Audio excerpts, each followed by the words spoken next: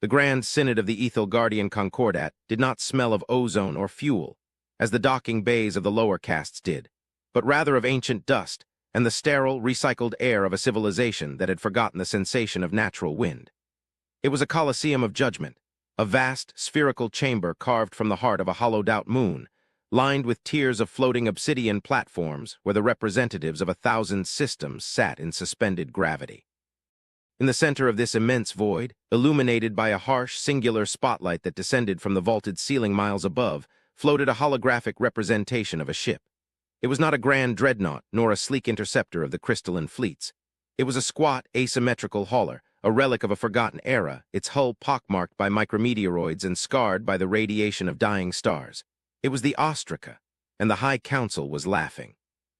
The sound was not the raucous, barking laughter of a primitive species, but the dry, chittering resonance of the chitinous Vraxian delegation, the low, vibrating hum of the gaseous nebula-born Qtath, and the polite, condescending silence of the luminaries who believed themselves to be the apex of evolution.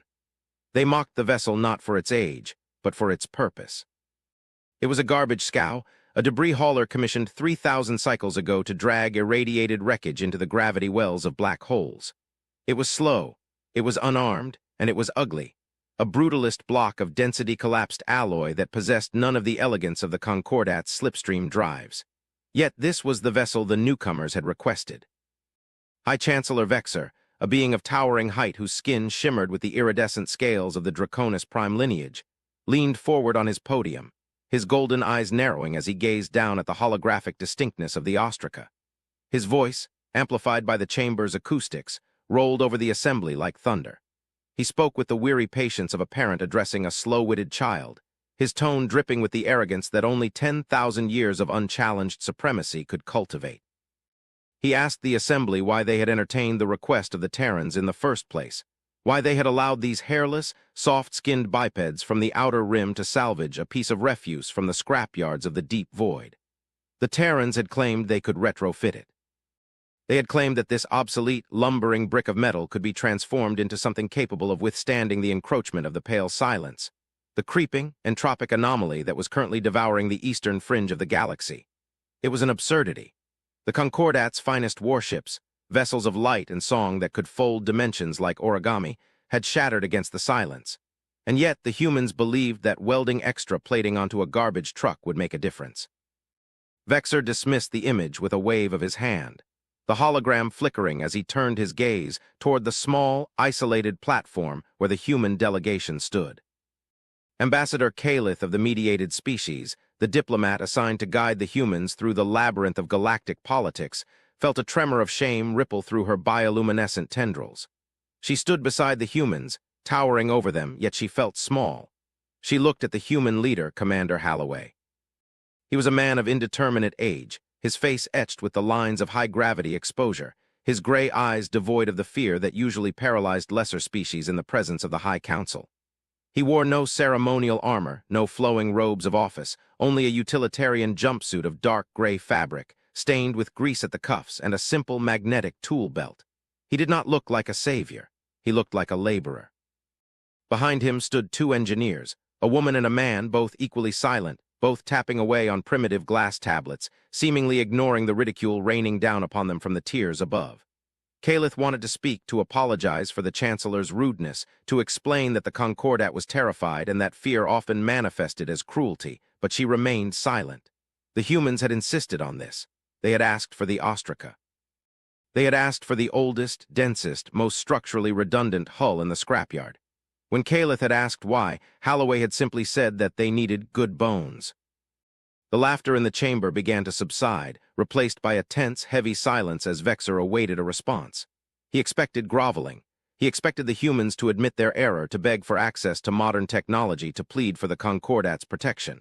Instead, Commander Halloway stepped forward to the edge of his floating platform. He did not bow. He did not raise his hands in the universal gesture of submission. He simply tapped the microphone pinned to his call. A sharp burst of static cutting through the sophisticated audio filters of the chamber, causing several sensitive species to flinch. Halloway's voice was calm, flat, and distinctively low frequency, carrying a resonance that vibrated in the chest cavities of the listeners. He acknowledged the council's skepticism. He admitted that the ostraca was, by their standards, a fossil. He admitted that its slipstream drive was unstable, its sensors were blind to the higher dimensions, and its weapons systems were non-existent. But he added with a slowness that bordered on insult, the Concordat's ships were built for elegance. They were built for efficient travel through a cooperative universe. The humans, he explained, did not build for cooperation. They built for survival. And the pale silence was not a diplomatic problem, it was a survival problem. The chamber erupted in murmurs. It was an insult to the architects of the Golden Fleet, the shipwrights who had sung stars into existence. Vexer slammed his fist onto his podium, the sound echoing like a gunshot. He demanded to know what the humans intended to do with the scrap heap within the 3 standard rotations allotted to them before the silence consumed the Autria system. 3 rotations. It was barely enough time to fuel a standard cruiser, let alone retrofit a derelict. The sheer impossibility of the task was the punchline of the joke Vexer was telling. He granted the permission with a sneer, declaring that the humans could have the ostraca. They could have the wreckage, and they could die in it if they wished, serving as a momentary distraction for the silence while the Concordat evacuated the ruling caste to the inner sanctum worlds. The decree was finalized. The humans were dismissed. The platform lowered, descending into the dark underbelly of the moon where the scrapyards lay, leaving the light and the laughter of the High Council behind. As the platform descended into the gloom of the hangars, Calith turned to Holloway, her bioluminescence flashing with patterns of distress. She asked him if he understood the gravity of the situation, if he understood that they were being sent to their deaths in a coffin of rust. Holloway looked at her, and for the first time a ghost of a smile touched his lips, not a smile of humor, but of grim determination. He told her that she was looking at the rust.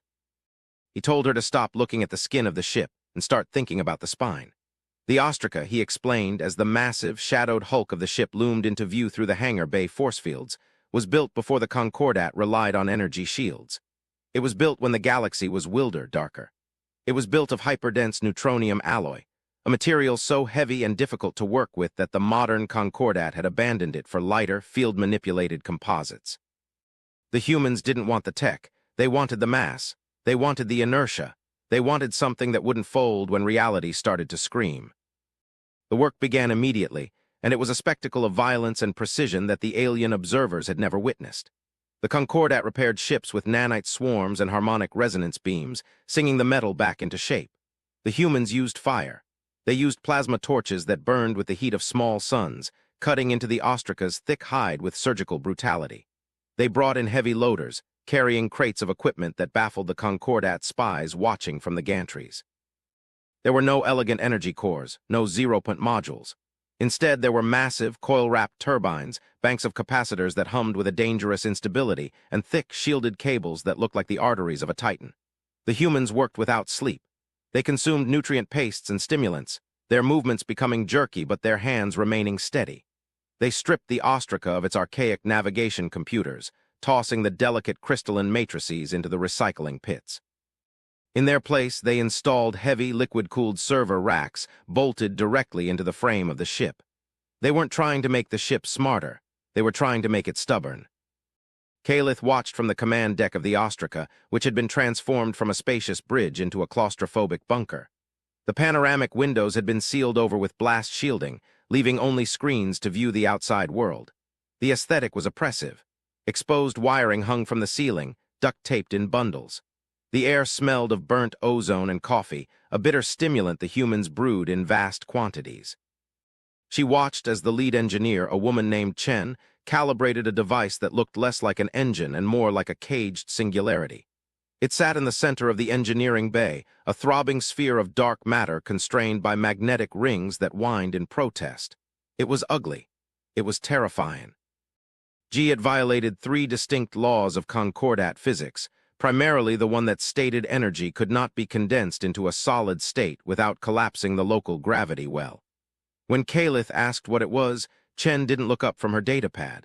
She simply called it the anchor. The rumors spread through the station. The humans were building a bomb. They were building a suicide vessel. They had gone mad from the pressure. Vexer and the High Council watched the reports with a mixture of amusement and mild concern. The energy readings coming from the ostraca were spiking erratically. The ship was drawing more power from the station's grid than a dreadnought, causing lights to flicker in the upper spires. Vexer sent a message to Calith, demanding the humans cease their reckless experiments before they blew a hole in the moon. Holloway ignored the message. He was deep in the bowels of the ship, welding a secondary strut to the main keel with his own hands. The humans were not just fixing the ship, they were integrating with it. They spoke to the machine, cursing it, coaxing it, treating the inanimate mass of alloy as a stubborn beast of burden. To the Concordat, a ship was a tool, a sophisticated equation. To the humans, the Ostraca was a partner. By the end of the second rotation, the ship had changed. It no longer looked like a hauler. It looked like a fortress. The hull was covered in ablative armor plates that absorbed radar, making the massive vessel appear as a void on the sensors. The engines had been bored out and replaced with thrusters that were essentially directed nuclear explosions. But the most disturbing addition was the array of antennae that bristled along the spine of the ship, massive, jagged spikes of conductive metal that served no discernible communications purpose. They looked like lightning rods. The Concordat engineers laughed, speculating that the humans were trying to catch static from the nebulae. Holloway offered no explanation. He simply ran diagnostics, the ship groaning and shuddering as power coursed through its new veins. The upgrade was not sleek. It was not efficient. It was a brute force application of energy against the laws of thermodynamics. The third rotation arrived, and with it the silence. It did not appear on sensors as a fleet. It appeared as an absence. The stars in the eastern quadrant simply went out one by one, swallowed by a darkness that was absolute. The gravitational shear preceding the wave tore apart the outer monitoring stations. The panic in the High Council was immediate and total. The mockery ceased. The arrogance evaporated. Vexor screamed orders to the Golden Fleet, and the Pride of the Concordat launched, 10,000 ships of shimmering glass and light, forming a defensive wall around the Othria system. They fired their harmonic lances, beams of pure coherent light that could slice through moons. The beams hit the darkness and vanished. There was no explosion, no resistance. The energy was simply eaten. The silence was not a physical enemy. It was a localized collapse of physics, a rewriting of reality where energy ceased to exist. The Golden Fleet began to die. Ships simply lost cohesion, their hulls dissolving into dust, their crews silenced before they could scream. In the hangar, the clamps holding the Ostraca released. The ship did not lift gracefully. It lurched. The repulsor lifts groaned under the immense added weight of the human modifications. Calith, strapped into a crash couch on the bridge, felt her internal organs shift. She looked at Holloway. He was sitting in the captain's chair, which he had replaced with an archaic, leather-upholstered seat salvaged from some Earth vessel. He looked calm. He looked terrified. The two emotions existed in perfect symmetry. He gave the order to launch, not with a shout but with a quiet nod. The main thrusters ignited. The Ostraca didn't glide out of the hangar. It erupted. The force of the exhaust blew out the blast doors behind them, incinerating the surveillance cameras that had been mocking them days before.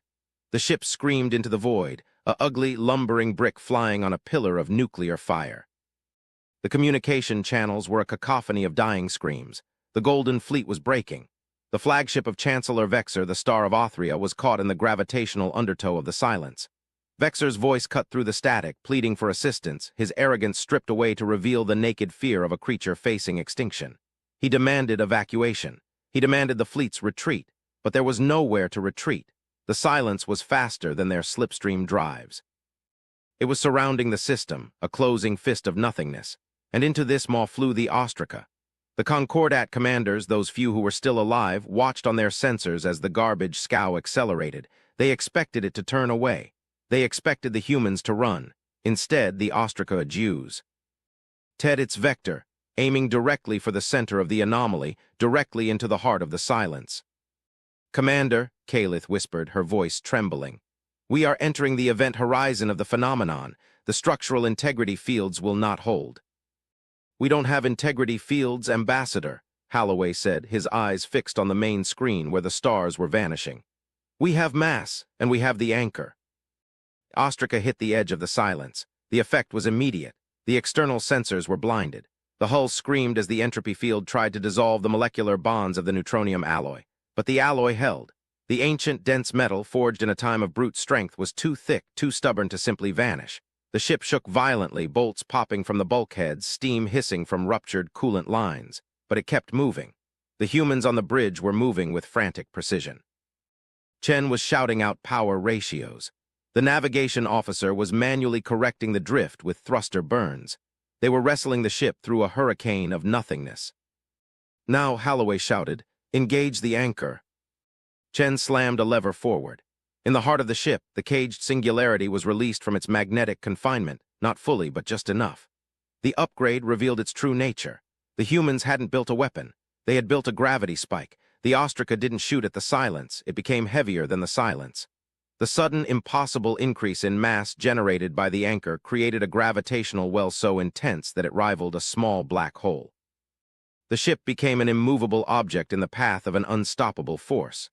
The creeping entropy of the silence, which relied on the fluidity of spacetime to spread, suddenly slammed into a knot of distorted gravity that it could not dissolve. The darkness swirled, hesitated, and then bent. On the tactical displays of the surviving Concordat fleet, the impossible happened.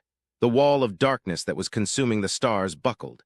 It rippled like water hitting a rock. The ostraca, sitting in the center of the maelstrom, was glowing white-hot from the friction of reality grinding against it. The jagged spikes on the hull, the ones the aliens had laughed at, began to arc with energy. They were grounding rods, not for electricity, but for dimensional shear.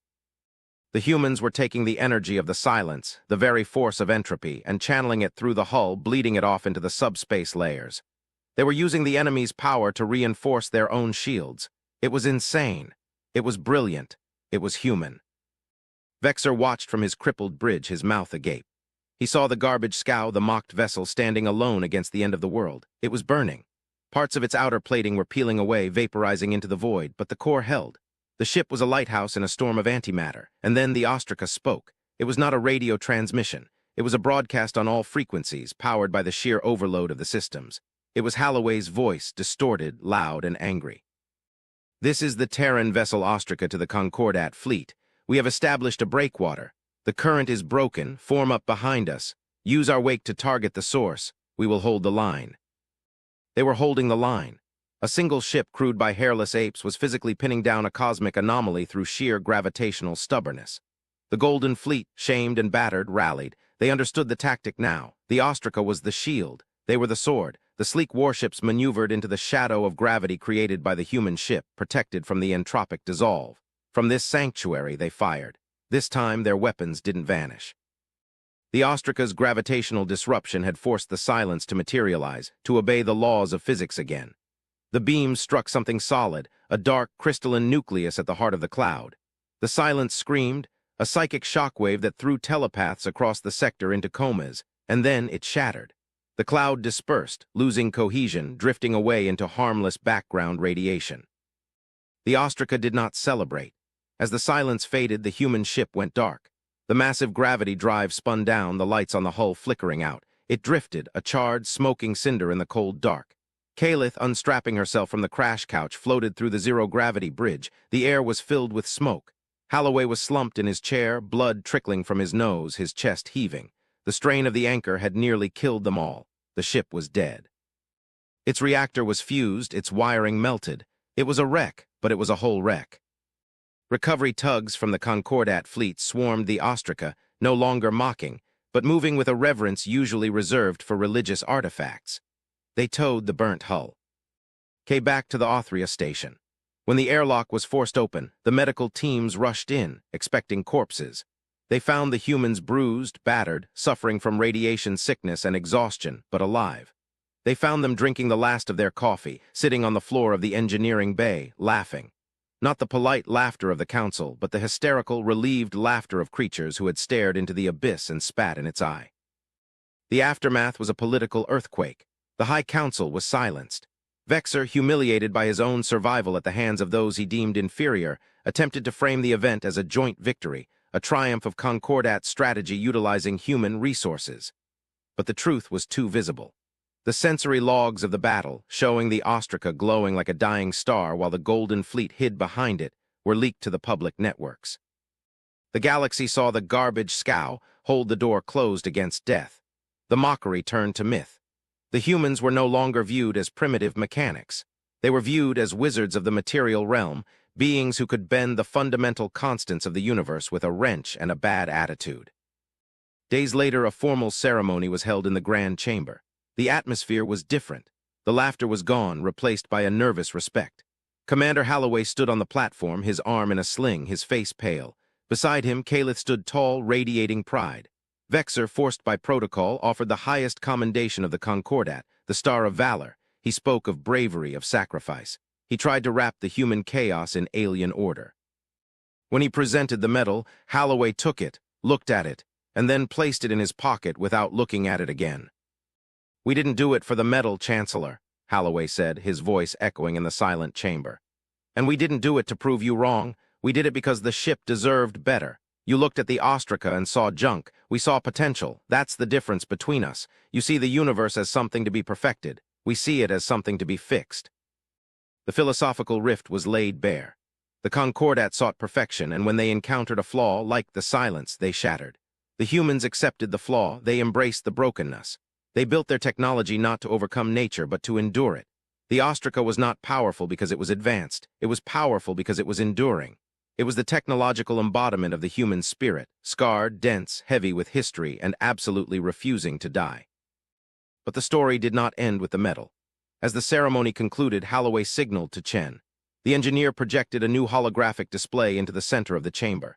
It was data retrieved from the nucleus of the silence before it shattered. The council gasped. The data was not random noise. It was a map. The silence was not a predator. It was a dredge. It was clearing a path, and at the end of that path, deep in the dark sector where no ship had ever gone, was a signal. It was a repeating broadcast, ancient and weak, but unmistakable.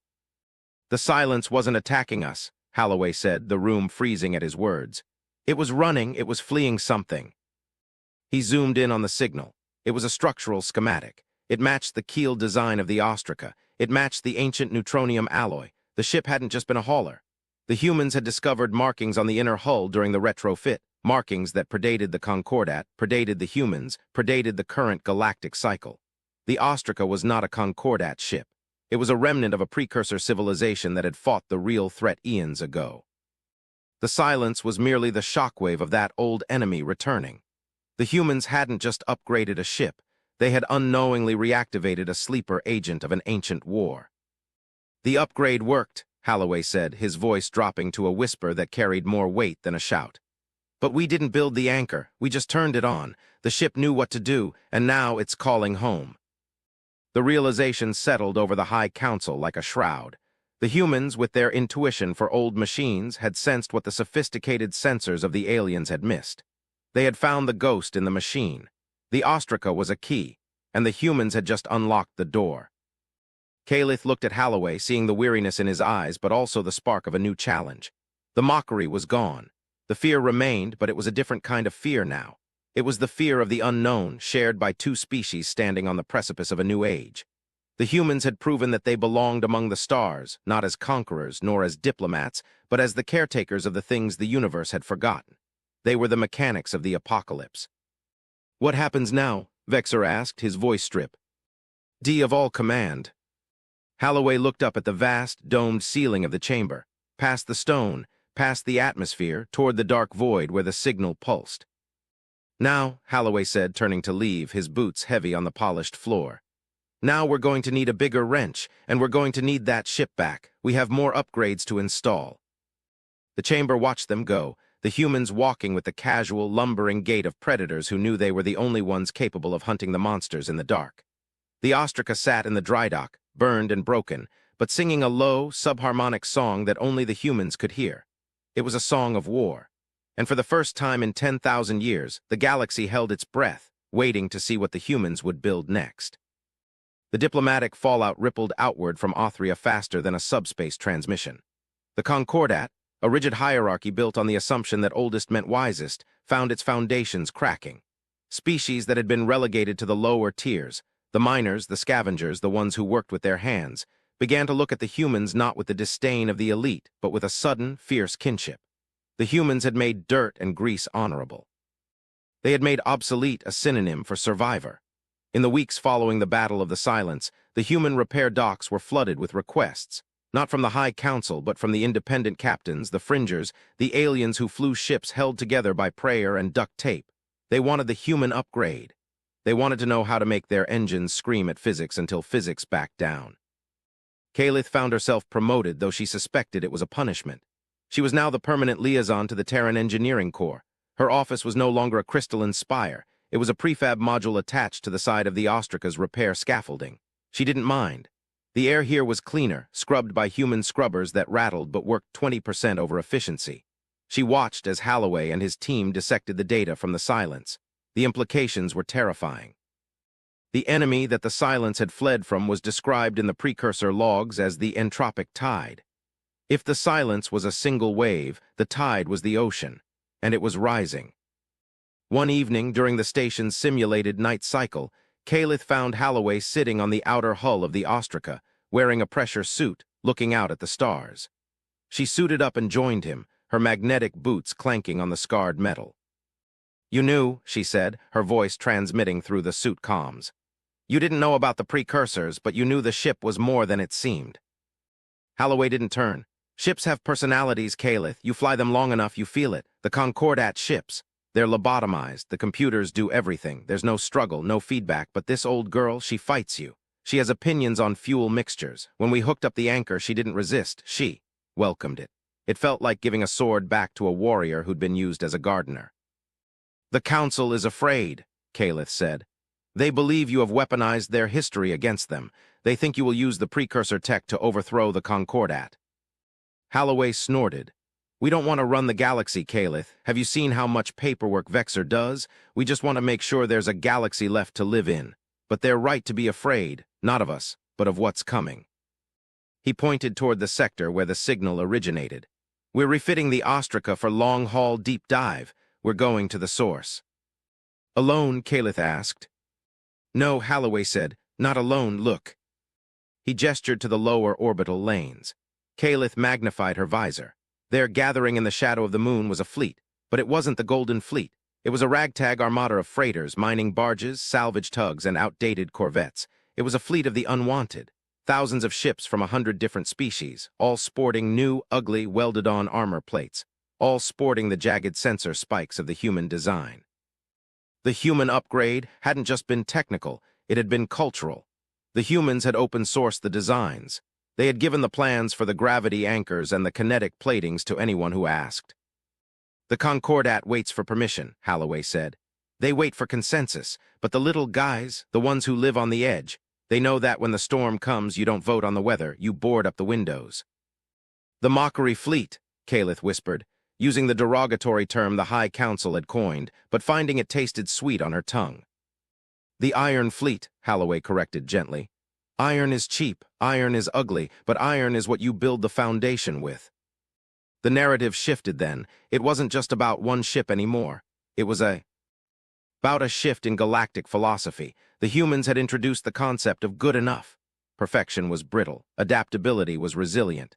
The Ostraca was the flagship of this new philosophy. The repairs were nearly complete.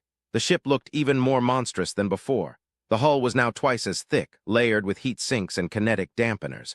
The engine section was massive, dominating the rear third of the vessel. The humans had found the precursor drive core dormant within the ship and had woken it up. It didn't hum, it throbbed, a heartbeat of dying stars. The departure was not sanctioned. The High Council issued orders to ground the fleet, citing safety regulations and quarantine protocols. They threatened sanctions, they threatened blockades, but the blockade ships, crewed by the lower castes, simply opened their formations and let the Iron Fleet pass. They dipped their wings in salute. It was a silent mutiny, a vote of no confidence in the old ways. Vexor watched from his tower, impotent, as the armada of junk ships burned for the edge of the system. At the head of the formation was the Ostraca, ugly, scarred, and magnificent. The journey to the signal source took months. They moved through the dead zones of the galaxy, the spaces between the spiral arms where the light of stars was dim and cold. The Ostraca led them, cutting a path through the interstellar medium with its gravity plow. Holloway spent his time in the precursor archives, decoding the data they had pulled from the ship's core. He learned the name of the ship, the Bastion of the Last Light. He learned that the precursors hadn't died out. They had ascended, moving to a higher plane of existence, leaving their tools behind for the younger races to find when they were ready. The test wasn't intelligence. The test was resolve. Only a species willing to embrace the ugly, hard work of survival could unlock the potential of the ships. The Concordat, with their obsession with aesthetics, had failed the test for 10,000 years. The humans had passed it in 3 days. They arrived at the coordinates. It was a binary star system, but the stars were dead, cinders orbiting a tier in spacetime. The signal was coming from a structure floating between the dead stars. It was a ring, thousands of miles in diameter, made of the same neutronium alloy as the ostraca. It was a gate, and it was closed. The Iron Fleet held position, a cloud of metal motes against the darkness. Holloway stood on the bridge of the ostraca. The ship was vibrating, the hull plates rattling. The precursor drive was reacting to the gate. "It's a lock," Chen said, her hands flying over her console. "The gate is locked from this side. It requires a key." "The ship is the key," Holloway said. "We have to fly into the center." "If we do that," Calith warned, "the gravitational shearing might tear the ship apart, or it might transport us to wherever the precursors went. We have no way of knowing." "We know one thing," Holloway said. "The tide is coming. We saw the edge of it with the silence. If we don't open this gate and find out what's on the other side, weapons, allies, answers, then the galaxy dies. We didn't come this far to knock on the door and run away." He opened a channel to the fleet. "This is the ostraca. We are commencing the unlock sequence. Maintain safe distance. If we don't make it, well, you have the specs. Build another key." The ostraca moved forward. The gate sensed its approach. Runes of light unseen for eons flared to life along the ring's circumference. The dead stars seemed to shiver. The ship accelerated. The gravity drive spun up to 200% capacity, whining with a noise that sounded like a scream. The ostraca entered the center of the ring. Light. White blinding, absolute light. It flooded the sensors of the Iron Fleet. It flooded the chambers of the High Council back on Othria. It flooded the minds of every sentient being in the sector. When the light faded, the ostraca was gone. The gate remained, but the center was no longer empty. It was a swirling vortex of blue energy, stable, inviting, a wormhole. For a long moment there was silence. Then a signal burst from the vortex. It was a message from the ostraca. The audio was clear, crisp, devoid of static, the first time the ship had ever transmitted with such clarity. "This is Commander Holloway. We are through. Transit stable. You need to see this." Telemetry data streamed through the gate. Images appeared on the screens of the Iron Fleet. On the other side of the gate wasn't another galaxy. It was a shipyard the size of a solar system. Rows upon rows of ships, millions of them, all built of the dark, heavy alloy, all dormant, all waiting. They were not haulers. They were dreadnoughts, carriers, world breakers. They were the arsenal the precursors had left behind. And in the center of the shipyard, docked at the primary hub, the ostraca looked tiny. But as it docked, the lights of the massive station began to flicker on. Section by section, mile by mile, the shipyard was waking up. The key had turned. Back in the High Council chamber, Vexer stared at the images. He saw the scale of the fleet that had just been inherited by the humans and their ragtag allies. He saw the end of the Concordat's supremacy, not through war, but through obsolescence. The garbage that the humans had upgraded was merely the ignition switch for a power that dwarfed the imagination. Calith, still on the ostraca, looked out at the endless rows of sleeping titans. She felt tears running down her face. "What is this place?" she whispered. Holloway stood beside her. He wasn't looking at the ships. He was looking at the diagnostics of the ostraca. The old girl was healing. The station was repairing her, fusing the cracks, optimizing the human upgrades, integrating them into the precursor design. The ship was evolving.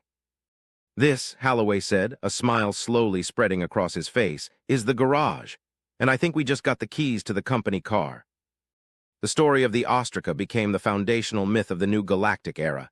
It taught the galaxy that strength did not look like polished glass or radiant light. Strength looked like scar tissue. Strength looked like a weld. The humans, the mocked mechanics, became the architects of the Alliance of Iron. They did not rule, they maintained. They taught the other species that the universe was not a temple to be worshipped, but a machine to be kept running. And when the entropic tide finally arrived, years later, it did not find a galaxy of fragile glass ships waiting to be shattered. It found a wall of iron. It found millions of precursor ships, retrofitted with human insanity, crewed by 1,000 species who had learned that impossible was just an engineering challenge. The High Council eventually dissolved, replaced by a council of captains. Vexer retired to a garden world, spending his days writing memoirs about the hubris of elegance. He admitted in his final chapter that he had been right to mock the ship, for it was indeed a joke, but he had missed the punchline. The punchline was that the ship wasn't the weapon, the ship was just the body.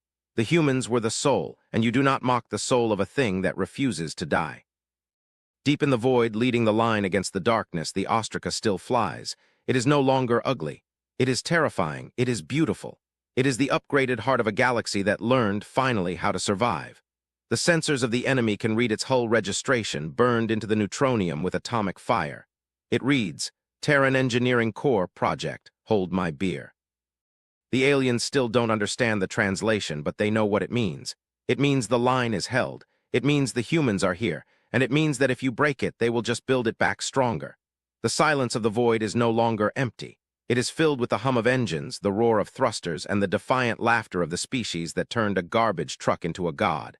The universe had mocked them. Now the universe listens. Within the command deck of the ostrika, amidst the hum of the now-perfected precursor interface, Holloway sat. He was older now, his hair white, his skin papery. He ran his hand along the armrest of the captain's chair, the one piece of the original retrofit he had refused to let the station replace. The leather was cracked, the stuffing emerging in tufts, but it was real. It was Earth. Kalith, her species long-lived, looked much the same, though her movements carried a gravitas that only decades of war could forge. The tide is massing in Sector 7, she reported, her voice calm. Estimates suggest a wave density 40% higher than the Othria event. Holloway nodded. 40%, they're trying to brute force us. The Alliance fleets are in position, Kalith continued. The Qtath have reinforced their hull plating with the new lattice composites. The Vraxian hives have adopted the kinetic buffer systems. They are ready. And the station? Holloway asked. The arsenal is active. The autonomous drones are deployed, but Commander, they look to us. They always look to us. Holloway stood up. The joints of his knees popped, a sound distinct in the quiet bridge. Let them look. We didn't build all this to hide behind it. Is the anchor primed? The anchor is obsolete, Commander, Chen's voice came from the engineering pit. She was old too, now partially cybernetic, her arm replaced by a prosthetic that interfaced directly with the ship's core. We don't use the anchor anymore. We use the breaker. Right, Holloway grinned. Old habits spin up the breaker. The ostrika shifted. It didn't just move through space. It asserted dominance over it. The breaker was the ultimate evolution of the gravitational technology, a device that didn't just create gravity, but manipulated the strong nuclear foe. RCE in a localized area. It could turn the vacuum of space into a solid wall, or turn a solid wall into dust.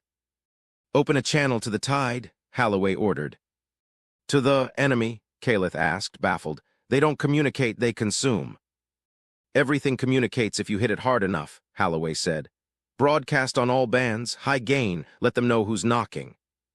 The transmission went out. It wasn't a speech. It wasn't a diplomatic envoy. It was a sound. The humans had recorded the sound of a rivet gun driving a bolt into steel, slowed it down, amplified it, and looped it. A rhythmic, industrial pounding. Thud, thud, thud, the heartbeat of industry, the sound of fixing things. The entropic tide, a mindless force of cosmic dissolution, reacted. The wave fronts hesitated. The chaotic data streams that usually preceded the tide, the screams of physics breaking down, were dampened by the counter-broadcast. The ostrika flew out to meet it, followed by the Iron Fleet. As they clashed, light bloomed in the dark, but it wasn't the light of destruction. It was the light of creation. The breaker fired not a beam of death, but a beam of order. Where it struck the chaotic entropy of the tide, it forced the energy to organize. It turned the destructive wave into new matter. Nebulae formed in seconds. New stars ignited from the raw energy of the enemy. The humans weren't just fighting the war, they were terraforming the battlefield. They were turning the apocalypse into a construction project. Kalith watched the screens mesmerized. We're not killing it, she realized. We're curring it. Entropy is just disorder, Holloway said, watching a new sun bloom on the main viewer. And we're engineers, we fix disorder, that's the job. The battle lasted for weeks, a slow, grinding push against the dark. But mile by light-year mile, the tide receded, not defeated but transformed. The enemy was being converted into fuel, into matter, into the building blocks of the future. The humans were eating the storm. When the ceasefire finally came, or rather, when the tide simply ran out of momentum, the galaxy was different. The map had changed. Where there had been a void, there was now a new cluster of stars, bright and young. The human upgrade was complete. They hadn't just upgraded a ship. They hadn't just upgraded a fleet. They had upgraded the universe's immune system. Holloway sat back in his chair, the leather creaking. He was tired, A bone-deep tiredness that felt like the weight of neutronium, but it was a good weight. "Status?" he asked. "All green," Chen reported. "Fleet integrity at 94%. We lost 3 drones, no casualties." "And the Ostrika?" "She's purring, Commander. Heat levels nominal. She's asking for more fuel." Holloway chuckled. "She's always hungry. Set a course for Othria. I think it's time we finally got that drink Vexor owes us." The ship turned, its massive bulk catching the light of the new stars it had helped create. It was the most beautiful thing in the cosmos. It was a testament to the idea that nothing is ever truly broken, only waiting for the right hands to put it back together.